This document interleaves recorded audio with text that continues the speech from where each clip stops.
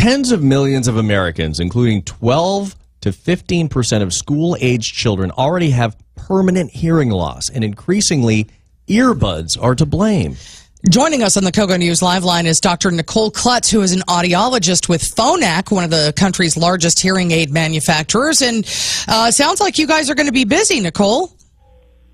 Yes, good morning. Thank you for having me. Unfortunately, the hearing aid manufacturers are working very hard, and it's to find out what's going on with our youth today, and it's not only the population of senior citizens that we are used to thinking of with hearing loss and hearing aids anymore. So this study by the World Health Organization, it's really about loud music. And what did the study find?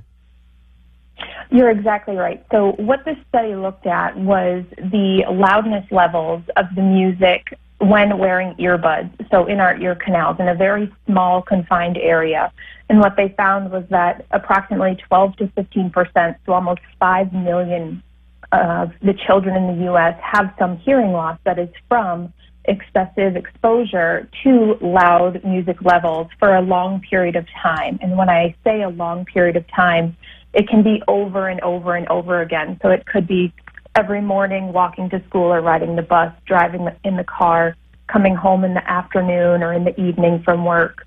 What's happening is we are putting these earbuds into our ears. We want to relax and just kind of drown out the noise around us. But unfortunately, with that extra noise, we're turning the volume up higher and higher. And so our ear is constantly having to deal with this high intensity or high volume of noise. And we really don't get enough rest from it. So we start to see that the cumulative damage over time is starting to create hearing loss at younger and younger ages, unfortunately. Now, Nicole, or I should say Dr.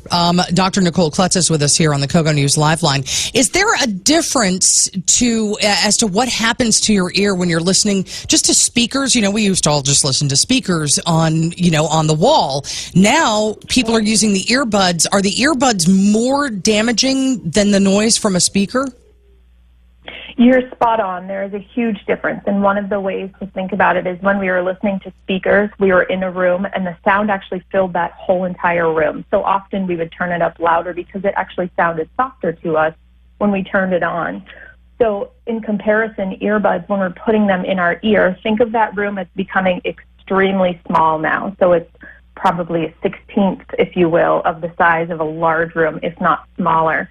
So when we're putting that same amount of volume into such a small cavity like our ear canal, it's actually becoming even stronger or more intensified, the volume itself. So a shorter period of time that we're listening to it is actually going to cause more damage.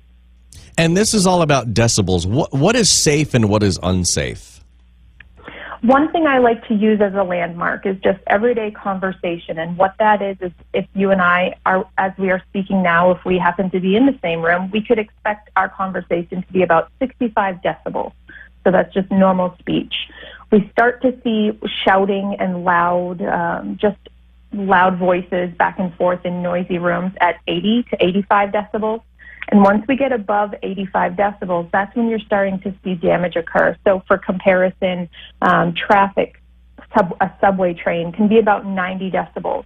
And these earbuds that we're seeing on the market and that we're looking into can produce anywhere from 80 up to 110 decibels of volume.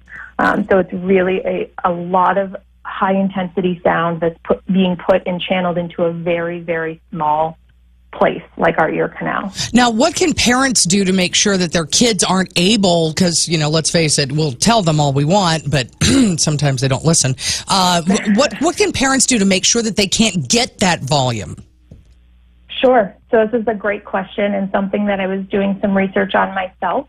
And there are some, what I like to call limiters. There are some apps that are out there that let you set a level on your phone. Now, there is a caveat with that you have to be able to set it and then expect that your child, whether they're younger or older, won't go in and delete it or change it.